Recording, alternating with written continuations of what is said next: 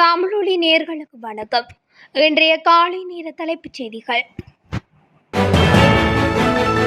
Assessment நலன்புரி திட்டத்தின் கீழ் அனைத்து மாவட்டங்களிலும் உள்ள 23,775 பயணிகளின் குடும்பங்களுக்கு நிதி மானியம் வழங்குவதற்கான முன்மொழிவுக்கு அமைச்சரவை ஒப்புதல் அளித்துள்ளது.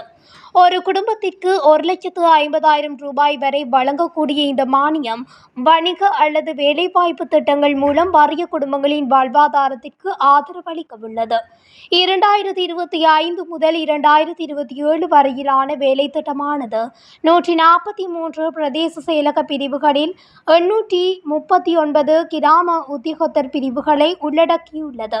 மேலும் அஸ்ஸஸ்மென்ட் நலன்புரி உதவி திட்டத்தின் கீழ் தற்போது சலுகைகளை பெற்று வரும் வறிய குடும்பங்களைச் சேர்ந்த 1.2 மில்லியன் குடும்பங்களை வலுவூட்டும் பொறுப்பு சமுர்த்தி அபிவிருத்தி திணைக்களத்திடம் ஒப்படைக்கப்பட்டுள்ளது. ஐக்கிய தேசிய கட்சி மற்றும் ஐக்கிய மக்கள் சக்தி என்பவற்றின் இணைந்த பயணம் தொடர்பில் புதன்கிழமை சாதகமானதொரு முடிவு எடுக்கப்படும் என ஐக்கிய தேசிய கட்சியின் தவிசாளர் வஜிர அபிவர்த்தன தெரிவித்துள்ளார். பொய்யுரைக்கும் அரசியலை முடிவுக்கு கொண்டு வருவதற்கும் நாட்டுக்காக பொதுவானதொரு வேலை திட்டத்துடன் முன்னோக்கி செல்வதற்கும் நாட்டு மக்கள் முன்வந்துள்ளனர். 2022 ஆண்டு ஜூலை மாதம் 8வது நிறைவேற்று அதிகார ஜனாதிபதியாக ரணில் பதவியேற்ற போது தேசிய வேலை திட்டத்தை முன்னெடுப்பதற்கு இணையுமாறு அழைப்பு விடுத்தார். நாம் கொண்டு வந்த சட்ட திட்டங்கள் மீறப்பட்டு வருகின்றன. அப்படியானால் அரசின் வீழ்ச்சி ஆரம்பமாகின்றது. அவ்வாறான நிலை ஏற்பட்டால் நாட்டை ஐக்கிய தேசிய கட்சி ஆட்சியை பொறுப்பேற்கும். அது பற்றி குழப்பமடைய தேவையில்லை என தெரிவித்துள்ளார்.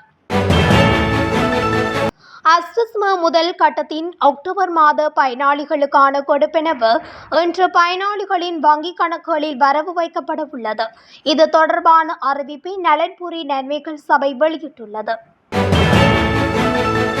எதிர்க்கட்சிகளினால் முன்வைக்கப்படும் எந்தவொரு நம்பிக்கையில்லா பிரேரணையை கண்டும் அரசாங்கம் அஞ்சப் போவதில்லை என அமைச்சரவை பேச்சாளர் அமைச்சர் நலிந்த ஜேதிச தெரிவித்துள்ளார். நேற்று இடம்பெற்ற அமைச்சரவை முடிவுகளை அறிவிக்கும் ஊடகவியலாளர் சந்திப்பில் ஊடகவியலாளர்கள் எழுப்பப்பட்ட கேள்விக்கு பதிலளிக்கும் போது அமைச்சர் இதனை தெரிவித்துள்ளார். பாதுகாப்பு பிரதி அமைச்சருக்கு எதிராக எதிர்க்கட்சிகள் முன்வைத்த நம்பிக்கையில்லா தீர்மானத்தை சபாநாயகர் நிராகரித்திருந்ததை அமைச்சர் இதன்போது சுட்டிக்காட்டினார்.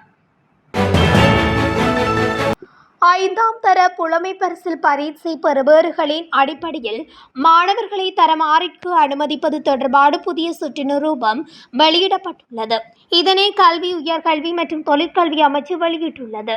பாடசாலை அதிபர்கள், ஆசிரியர்கள், பெற்றோர்கள் மற்றும் பொதுமக்கள் இந்த சுற்று நிரூபத்தை கல்வி அமைச்சின் உத்தியோகபூர்வ இணையதளமான moe.government.lk பிரவேசிப்பதன் மூலம் பெற்றுக்கொள்ள முடியும் என அறிவிக்கப்பட்டுள்ளது.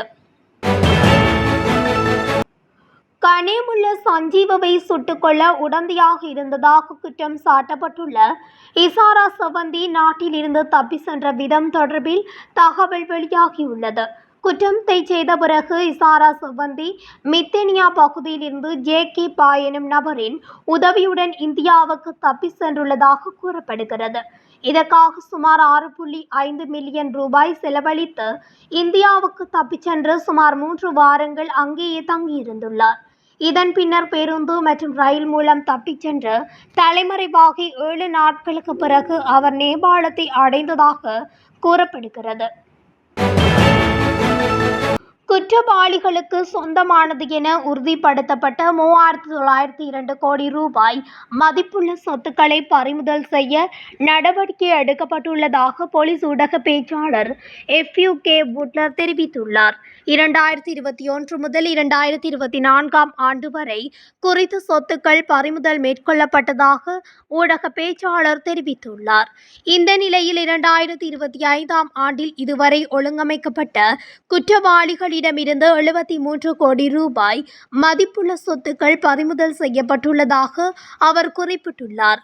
முக்கிய போதைப்பொருள் கடத்தல்காரர்களுக்கு சொந்தமான 354 பவுன் தங்கம், 72 வாகனங்கள், 35 வீடுகள் மற்றும் சுமார் 37 ஏக்கர் நிலம் ஆகியவை அவற்றில் அடங்கும் என்று போலீஸ் ஊடக பேச்சாளர் தெரிவித்துள்ளார்.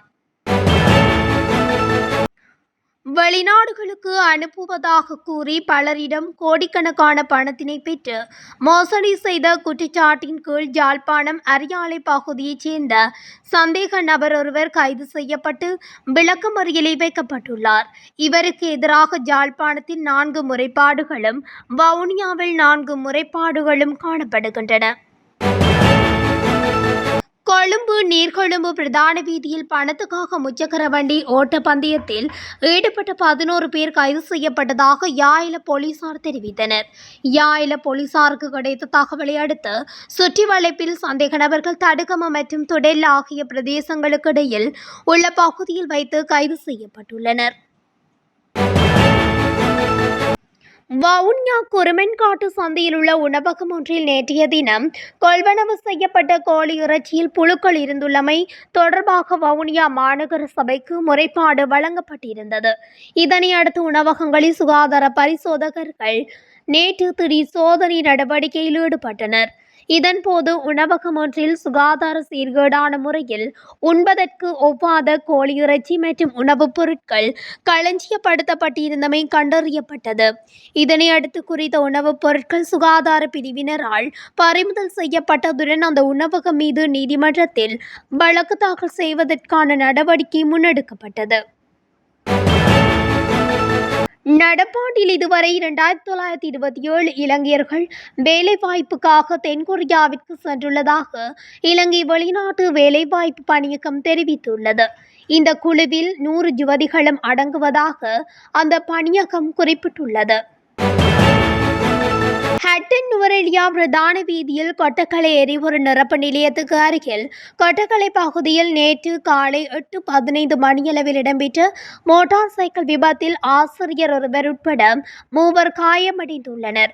கொட்டக்கலையில் இருந்து ஹட்டன் நோக்கி தனது மகனுடன் மோட்டார் சைக்கிளில் சென்ற ஓட்டுநர் ஒருவர் முன்னால் சென்ற முச்சக்கர வண்டியை முந்தி செல்ல முயன்ற போது எதிர்திசையில் ஹட்டனில் இருந்து தலவாக்கலை நோக்கி சென்ற மற்றொரு மோட்டார் சைக்கிளுடன் நேருக்கு நேர் மோதியுள்ளது. இதில் ஹட்டனில் இருந்து தலவாக்கலை நோக்கி சென்ற மோட்டார் சைக்கிளில் இருந்த 2 உட்பட 3 காயமடைந்துள்ளதாக தெரிவிக்கப்பட்டுள்ளது. நடப்பாண்டில் இதுவரை பாதாள உலக குழு மற்றும் போதைப்பொருள் கடத்தலை எதிர்த்து மேற்கொள்ளப்பட்ட சோதனை நடவடிக்கையில் 66 T56 துப்பாக்கிகள், 69 கைத்துப்பாக்கிகள் மற்றும் 50 ரிவால்வர்கள் உட்பட 1996 துப்பாக்கிகள் மீட்கப்பட்டுள்ளதாக போலீஸ் ஊடக பேச்சாளர் FU உட்லர் தெரிவித்துள்ளார்.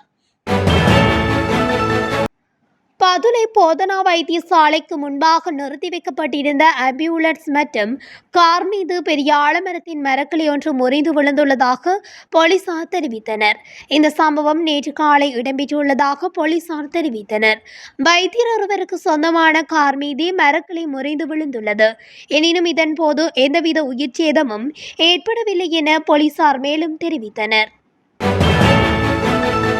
கொழும்பு வாழைத்தோட்டம் பிரதேசத்தில் உள்ள சுற்றுலா விடுதியொன்றுக்கு சென்று அங்கிருந்த 2 பணியாளர்களை தாக்கி காயப்படுத்திய 2 போலீஸ் கான்ஸ்டபிள்கள் வாழைத்தோட்டம் போலீசாரால் கைது செய்யப்பட்டுள்ளனர். கைது செய்யப்பட்டவர்கள் கொழும்பு மத்திய குற்ற தடுப்பு பிரிவில் கடமையாற்றும் 2 போலீஸ் கான்ஸ்டபிள்கள் ஆவர். 2 போலீஸ் கான்ஸ்டபிள்களும் கடந்த 12ஆம் தேதி கொழும்பு வாழைத்தோட்டம் பிரதேசத்தில் உள்ள சுற்றுலா விடுதியொன்றுக்கு சென்று அங்கிருந்த பணியாளர்களிடம் கையடக்க தொலைபேசிகளை கேட்டு மிரட்டியுள்ளனர்.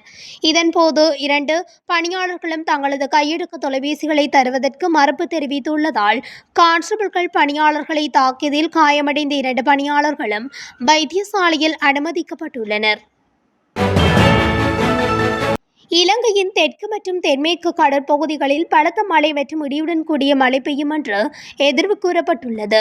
நாட்டின் தெற்கு பகுதியிலும் மாலைதீவை சுற்றியுள்ள கடல் பகுதியிலும் தற்போது பலத்த மழை பெய்யும் சாத்தியம் உள்ளதாக காற்று வரைபடம் மற்றும் வானிலை முன்னறிவிப்பு அறிக்கையில் சுட்டிக்காட்டப்பட்டுள்ளது.